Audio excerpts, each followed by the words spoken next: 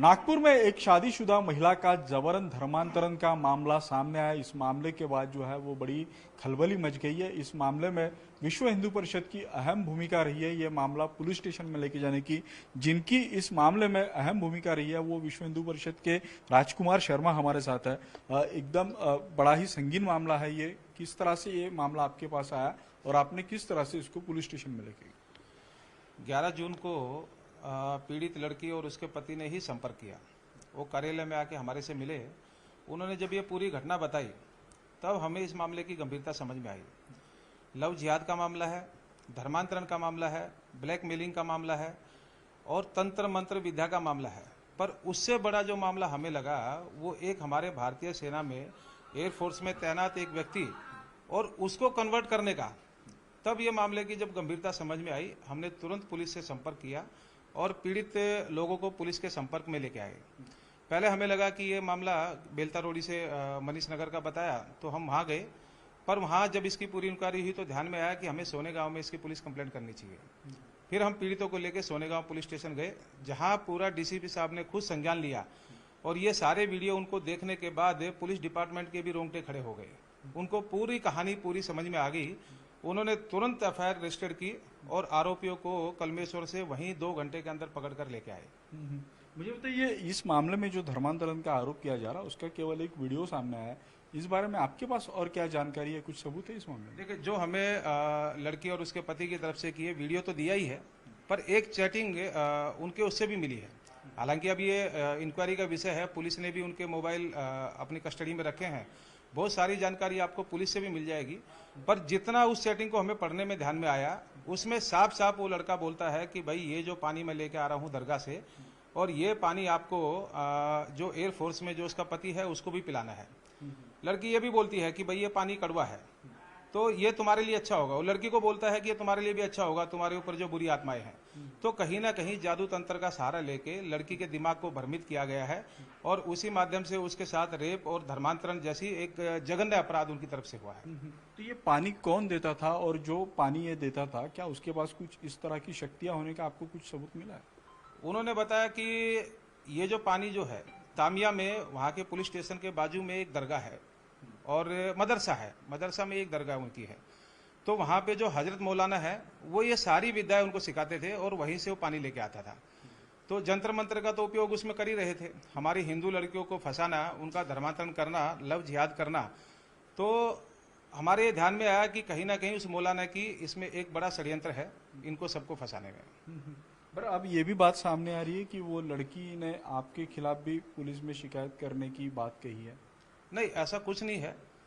ये video media में viral होने के बाद और ये किस चैनल ने चलाया उसकी जानकारी हमें भी नहीं है। पर जब बाद में वो लिंक हमारे पास आया तो हमने पुलिस को दिखाया, उसमें वो ब्लर है। तो लड़की की शिकायत हमारे से नहीं, जिन्होंने वो पोर्टल पे चलाया उनका कहना ये था कि मेरी पहचान सार्वजनिक नहीं होनी चाहिए। और वो पुलिस के भी ध्यान में आया कि ब्लर वीडियो है। अब ब्लर वीडियो में क्योंकि जिस तरह से उनको धमकी मिल रही है तो उनके सामने तो पूरा चित्र ऐसा आ रहा है कि भाई मीडिया में आ गया, लोग हमें धमकी देंगे, ऐसा करेंगे, इसलिए वो थोड़ा बहुत घबरा जरूर गए थे। पर वो पुलिस को पूरा सहकार्य कर रहे हैं और हमारे भी बराबर टच में है। आपकी बातों में से एक बात सामने आई है कि उसका पति एयरफोर्स में है और कहीं ना कहीं भारतीय सेना के जवानों को इस तरह से घेरने की ये कोशिश आपको लग रही है, जिस तरह से आपकी उसके पति से, वो लड़की से, पीड़िता से बात हुई। देखिए, जिस तरह का प्रकरण हमारे सामने आया तो बहुत ज़्यादा इसमें समझने की आवश्यकता नहीं है। उनके पति की पोस्टिंग श्रीनगर में है, एयरफोर्स में है। जिस समय वो यहाँ से गए ऑपरेशन सिंदूर चल रहा था, तो हमें भी कहीं ना कहीं ये संदेह पैदा होता है कि उसी को ही क्यों टारगेट किया गया और उसको वो पानी पिलाने की आवश्यकता क्या है। उस मौलवी को ये अयाज नाम के लड़के के थ्रू वो पानी भेजने की आवश्यकता क्या है। हो सकता है इसमें बड़ा लिंक हो, आईएसआई जो पाकिस्तान की जो खुफिया एजेंसी है उनका भी इसमें इन्वॉल्वमेंट हो सकता है।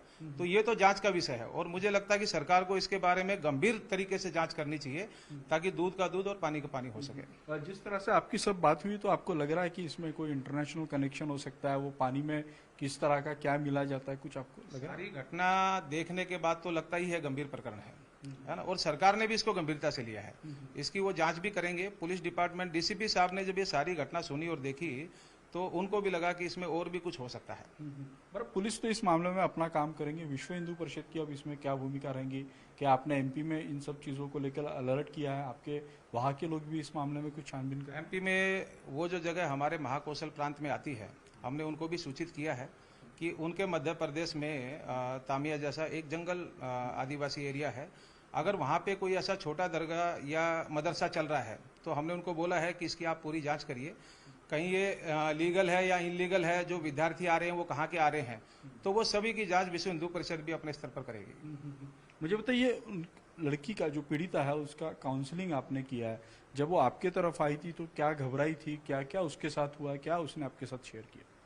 पीड़िता आई थी हमारे से मिलने के लिए, उसने अपना सारा प्रकरण हमें बताया और सारी जानकारी फिलहाल अभी इन्वेस्टिगेशन में चल रही है, पुलिस के इन्वेस्टिगेशन में है, तो हम ज़्यादा जानकारी साझा नहीं कर पाएंगे आपसे। बट इतना ज़रूर है कि उसका ब्रेन वॉशिंग किया गया है और पानी के माध्यम से जो भी उसे पिलाया जा रहा था नशीले पदार्थ, ये सारा सत्य है।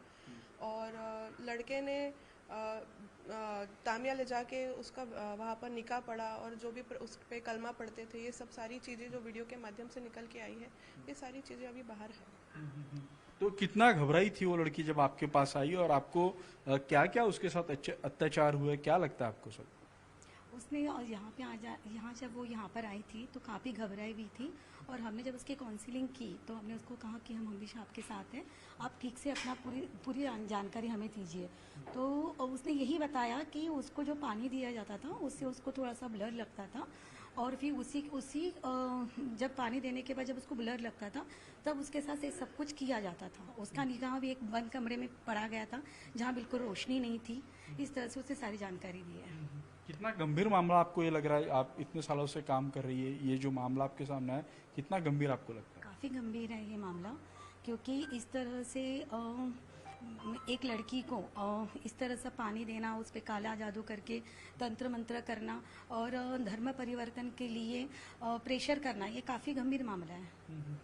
इस तरह का कोई रैकेट होने की भी संभावना आपको लग रही है? क्योंकि एमपी से वो आदमी नागपुर में पर्टिकुलर एक लड़की को जिसका पति एयरफोर्स में, उसको टारगेट कर। देखिए, अभी 30 मार्च को कपिल नगर थाने में एक ऐसी ही घटना हुई थी, उसकी भी हमने एफआईआर कपिल नगर थाने में करवाई।